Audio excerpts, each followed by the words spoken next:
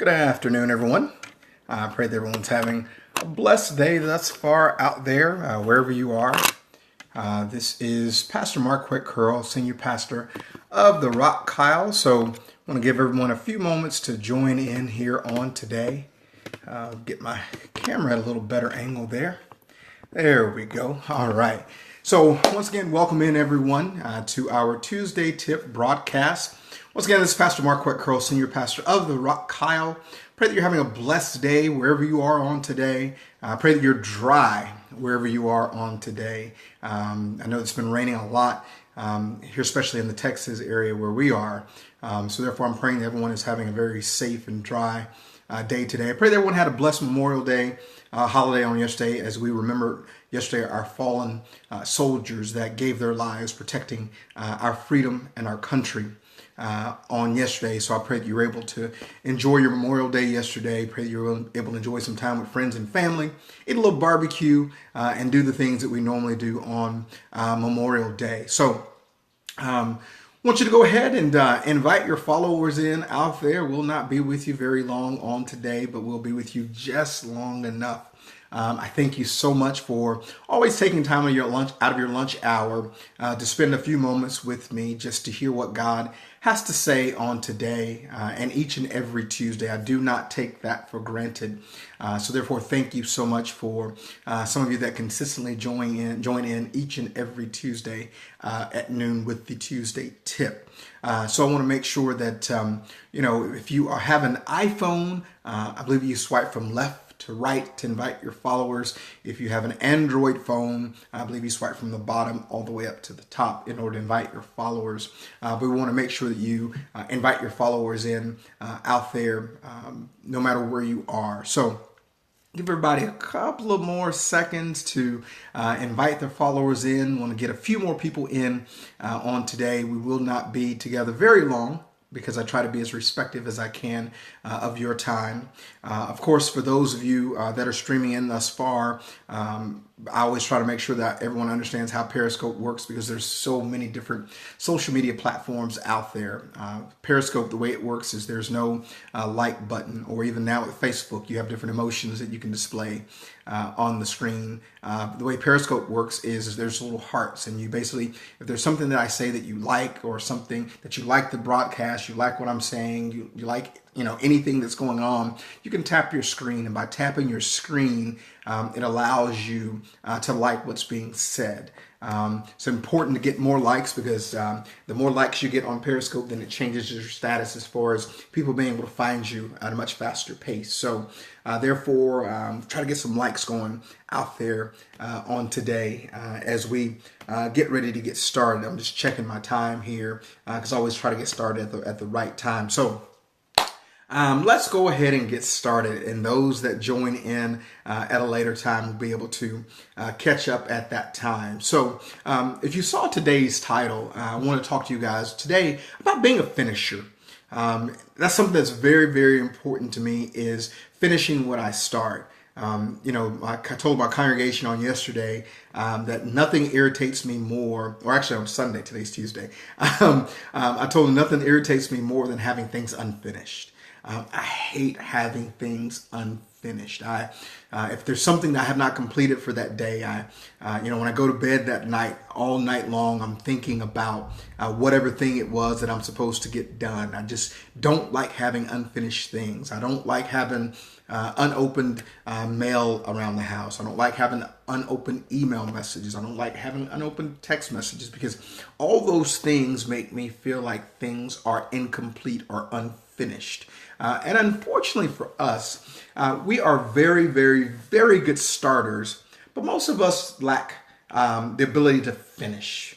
We're great starters. We start on a lot of great things. We start new diets. We start new relationships. We start new educational journeys. We start all these new things, but finishing is something that's very, very challenging for most of us. And I tell people all the time, even when you deal with college and people getting college degrees, completing college is really not about who's smart. There's a lot of people that are very, very, very, very smart and do very, very well in life and never went to college. College is about discipline. College is about accountability in order to finish something and see it through to the end to finish. So what happens with a lot of people, they'll start taking some classes but lack the discipline and the accountability to actually complete it or actually to come to a point of finishing. So in order for us to be able to accomplish what God has for us, we've got to learn how to become finishers. We've got to learn how to finish what we start, because God has great plans for us. He has great things in store for each one of us. He has called us to do great things for his kingdom. There are lives that we have to impact. There are regions that will be transformed because of our presence, because of your presence, because of your testimony.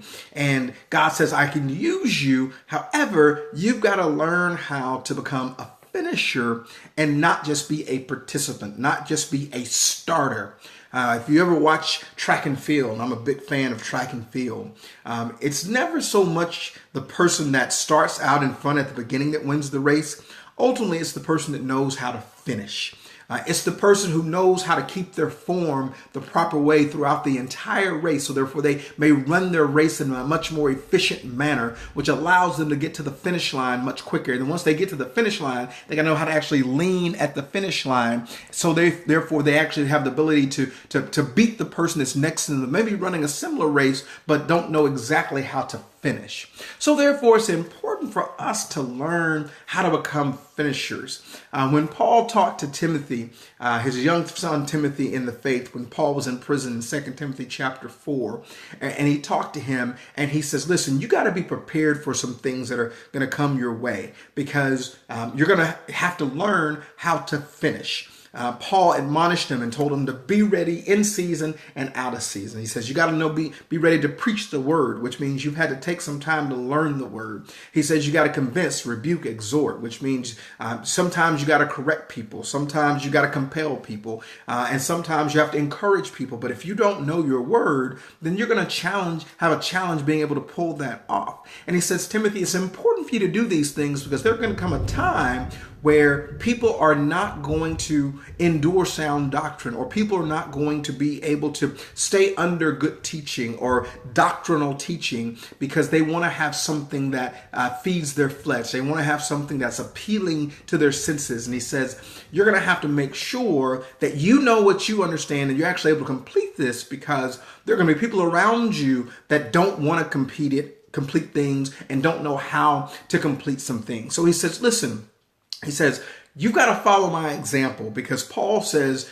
to Timothy, he says, listen, I am at the end. I am a finisher. I know what it's like to finish. And he says, so you're going to have to take my example of the life that I've lived, so therefore you may learn how to finish. And so he looks at Timothy and he says, I fought the good fight. He goes, I've run my race and I have kept the faith. So in order for you to become a finisher here in the kingdom of God, you first have to learn how to fight the good fight, which means that you have to understand that we're engaged in a battle. We're engaged in warfare on a daily basis. We have to learn how to bring our thoughts into captivity. We have to learn how to discipline ourselves. We have to learn how to be accountable to those that are around us and those that God has given to have rule over us, to feed us with knowledge and understanding. We have to learn how to fight the good fight. Now, Paul didn't say, I fought the fair fight. It's important for you to understand that this fight that we're in, it's not a fair fight. It's a good fight. Pastor, what makes the fight good?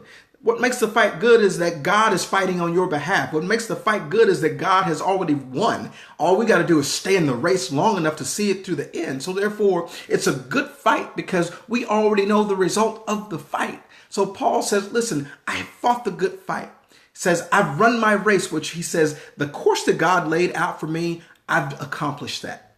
You got to make sure that the plan that God has for you is what he has for you. Stop comparing yourself to what God is doing with other people. Stop comparing yourself to other churches, other ministries.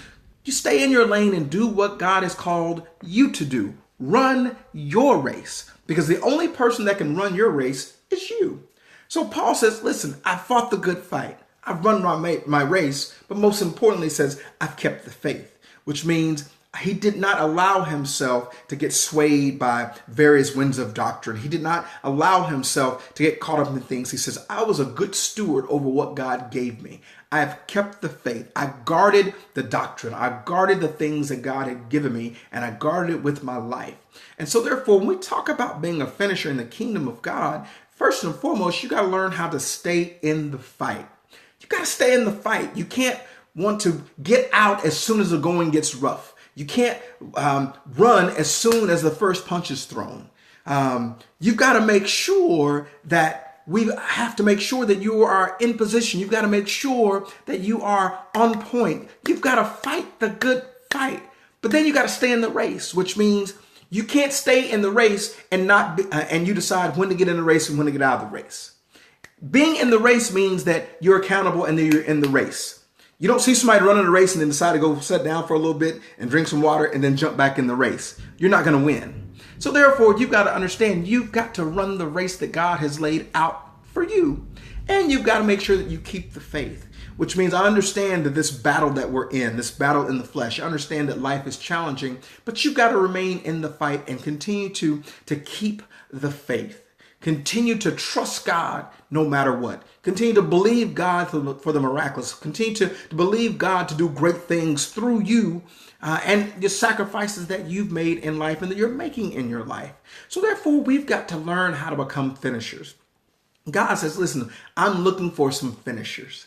I'm looking for some people that are willing to be used so that the kingdom of God may expand. I'm looking for some people that will show the world just how powerful he is through signs and wonders, because you're willing to be a willing vessel, because you're willing to stay in the race, keep the fight, fight the good fight, and to keep the faith. So on today, I challenge you. On today. Continue to run your race, but see the race through to the finish. You have to learn how to be a finisher, not just start things, but learn how to actually begin to finish the things that you start, because God is a finisher. Anything that he starts, he completes. And we have that same ability if we will allow God to use us in that way.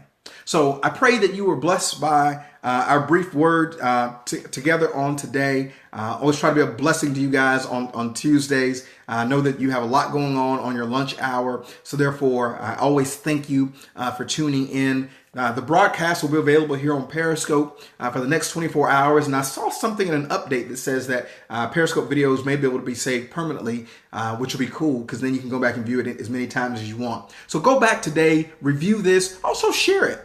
Share it with your followers on today and invite them to be a part of what we're doing, and invite them to hear this powerful message on today. Also, it'll be on my YouTube channel, Mark Whit Curl Ministries. So you can also go there if you want to be able to see the broadcast on today as well.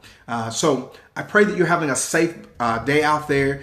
Please be careful. There's a lot of rainy, stormy weather out there. So please be safe. Drive safely. Please avoid low water areas. As they say in St. Texas, turn around, don't drown.